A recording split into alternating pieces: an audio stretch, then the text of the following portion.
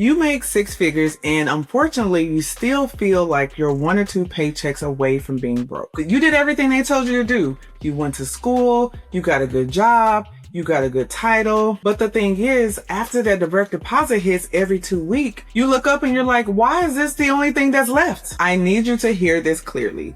It's not that you're bad with money or that you have a discipline problem. It's the fact that we were sold a dream that if we did all these things, that everything will be fine. We will be able to live comfortably. And it's simply not true. Here's the thing. You were sold a plan that was actually never going to get you there. With today's episode, I'm going to show you a plan that actually helps you get there. Okay, be sure to stay to the end because the last tip is the one that most high earners skip. It's the exact reason why people making less than you are silently building wealth while you're still sitting waiting to feel ready. Welcome, I'm Erica Brown, serial entrepreneur, investor, mom, wife, believer, and I help people learn how to build wealth in a non-traditional way without draining your savings or burning out.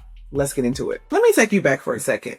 Before I got into real estate and became a business owner, I worked a corporate 9-to-5. I did not anticipate on ever starting a business and being in the real estate and that whole thing.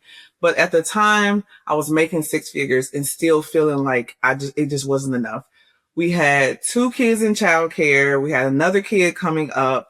My husband worked in nonprofit and we were just barely making it. Okay. It was really hard to see how we were going to be able to significantly come out of our situation. I mean, I remember even getting a significant pay raise, but after all the deductions and everything else, it really was only a couple $100 extra per month. One of the things I've actually enjoyed most about building wealth and being an entrepreneur is that I have the ability to create my own income. I have the ability to exceed my cap. I remember working at the bank, they rolled out this comp plan and it was like this opportunity to get a bonus. And I was like, man, yes, I'm in for it. I'm a competitive, former athlete. I was like, yes, okay, this is going to help us. And they were like, do all these things. And then at the end of the quarter, you're going to get a bonus. Okay. So literally we grind, me and my team, we grind like hard for, everything every day for a full quarter. And the next thing you know, we got this bonus and it was $3,000. And I'm like, $3,000. And then they ended up taking a bunch of taxes on top of the $3,000. So we worked super hard for the entire quarter only to get, $1,000. This is not the case. That is not going to help you to build wealth. Okay. That's not going to help you to get out of the paycheck to paycheck cycle. But I'm going to walk you through some shifts that's really truly going to make you make the pivot. Here's where everything changed for me. I'm at the bank. I'm seeing all these different people. I'm seeing people, whether they are full-time investors or they are C-suite employees or they're restaurant owners. And one of the common denominators that they all had in common was that they invest in real estate. And they invest in general. They did not just rely on their 401k. They did not just focus on their savings account. They invested. So that was a one mindset shift. I was like, okay, so I'm not going to be able to save my way to wealth. Got it. I remember when I was there in that time, I was trying so hard to just save $20,000. It could take a long time saving $20,000, especially if you're just saving $500 a month. Fast forward 5 years into investing in real estate, we sold a property. We ended up having over $250,000 wired to our account in cash. That was a game changer. And that's the beauty of how building wealth with a strategy in real estate can truly be able to fully change your mind. So again, your 401k is not going to help you to get that kind of money. Saving $500 a month is not going to help you get that kind of money. That kind of money helps you to have options for you, your family, etc. You're not going to be able to save your way into that. So that's the first thing is it's basically accepting that you're not going to be able to save your way to wealth, is that you're going to have to invest. Real quick, let me tell you about something so good I have to make it free. I need you to hear me. It's not that you're having a money problem or a discipline problem. You're having a one income problem, okay? Over the years, I created 8 streams of income. So I do not have all my eggs in one basket. And so I created a free 7-day course where I'm breaking down each income strategy, what it is and how I got into it, how much you need to start, which is not much, and what the income potential is with the particular stream of income, okay? It's so good. It's so juicy. I deliver it right to your email for 7 days straight. And then at the end of the 7 days, you are going to be ready to take your next step and start earning some additional income. So if you're ready for that, go to the show notes, click the link, and then I'll email it over to you. Okay, back to the episode. Here's the second shift that you need to make in order to get out of the six-figure paycheck to paycheck cycle. Wealth comes from assets, not income. Let me break that down, what I mean by that. Your income is what you trade your time for, okay? The moment you stop showing up, the income stops. Wealth is not that way. Wealth is different. Wealth is what you own, whether you clock in or not. That's the whole difference between being rich and being wealthy. Looking rich is a big paycheck, a nice car, maybe a nice house, a nice bag. Real wealth is being able to make money that doesn't require you to show up. Being wealthy is having a set of assets that's feeding into you versus just going out. I love talking to my kids about the difference between assets and liabilities. Here's a game changer that I want to challenge you to make a mindset shift that if you do this, you're going to be good. Okay, say you need to buy a car for your kid. Okay, you have a teenager, you want to save up $10,000 to buy a car. Here's my suggestion to you. Instead of saving up $10,000, what if you take that same amount of money that you have, invest it in an asset? Okay, buy a rental property, loan out some money to someone that will pay you interest, invest in some type of asset. Then here's what I challenge you to do. The money that you make on the asset, then use that money to put into a savings account for your kid's car.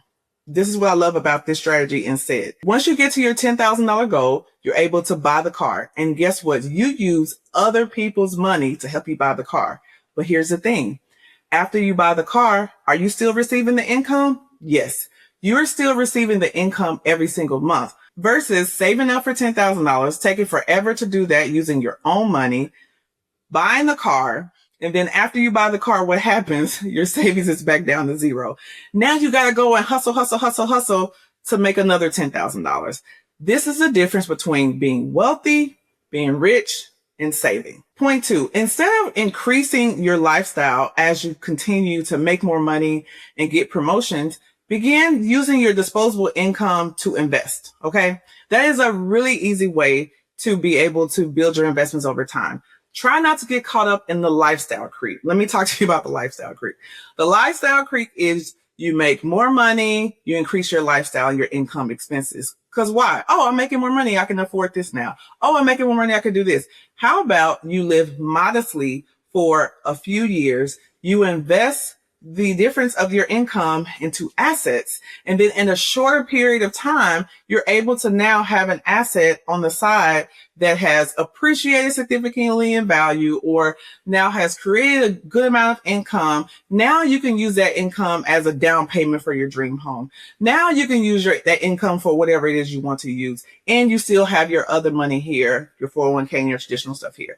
That is a mindset shift that I want to challenge you because that's what's going to help you go from just saving to creating true wealth and getting out of this paycheck to paycheck cycle. Here's the thing that I want you to realize. It's not about how much money you make. It's about how much money you keep. And this is why this next point is really important. This next part is the part where people miss the most, and there's so many misconceptions, but there is value in leverage. Okay, so let's talk about leverage. Leveraging is not having the expectation that you should pay cash for everything. Typically, the wealthy people, the ultra wealthy, they leverage their assets instead of draining their savings and paying cash. Okay, so whether you own your own home and you have a lot of equity, leveraging your home equity can help you to get started to invest that way. Or instead of using your savings account and draining your savings, maybe getting a 401k loan and using that as your down payment with very low interest to be able to get started.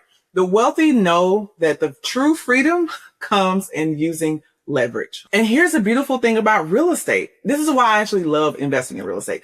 Yes, I invest in index funds, and I think that it's important to be diversified and invest in other businesses, all those types of things. That's important. But what I love about investing in real estate is that the everyday person can invest. I started with $3,000, a $3,000 down payment that has now led to millions. I have friends that started with even less. Okay. There's so many down payment assistance programs. You have NACA. You can start with your own home. That's the beautiful thing about real estate. Real estate provides the lowest barrier of entry to start. Okay. If you want to make good money doing index funds, it's going to take money to make money. Okay. Real estate is not like that. You can literally start from zero. Okay. Hold that asset. You got to hold it. Over time, it's going to go up. Okay. If you look at the last 50 years of real estate, you've had some ups and downs, but it pretty much continues to go up. All right. If you're looking for other ways to begin building your wealth, that's why I love real estate. And we didn't even talk about the tax incentives you get. We didn't even talk about it. That's another episode. You got to go back. I had an episode this year where I interviewed one of the top CPAs in the United States who was helping high income earners get hundreds of thousands of dollars back in taxes because they're leveraging real estate. So go back and check that out if you haven't listened. At the end of the day, if you want to get out of the 6-figure paycheck to paycheck cycle, you're going to have to take risks. You're going to have to invest. Okay. There's so many options that help you, but one, accepting that mindset that you're going to have to invest and you're not going to be able to save your way to wealth is the start. If you are new generation like me, you are the first one to do this. You don't have anyone else around you that is trying to go this road, that wants to do something different. It's going to be so important that you get around other people doing it. Because if you are the only one doing it and you don't have a blueprint or you don't know someone else doing it, it's so easy to talk yourself out of it and allow other people to talk you out of it. I want you to get in rooms where this is normal, where people are talking about their investments, where people are talking about how much they are making. That is a thing that exists. And I want you to get in that kind of room. And if you're like, where is that room? You got to come to my final year of my event, my annual event that I host called the Owning and Living Experience. We come together, just a group of dope people, faith-driven, business-driven. We talk about real estate. We have fun. I mean, it's here in Atlanta. It's full Black excellence, and it's our last event. So I want to make sure that you come, that you don't miss it, so you can meet your community. You can meet your people that can cheer you on and can help you get out this cycle. All right, guys, thanks again for watching. Be sure to like and subscribe. I want to hear from you. What was a big takeaway from this episode? What mindset shift do you need to implement that kind of connected with you the most? And let me know in the comments. All right, thanks for watching. See you soon.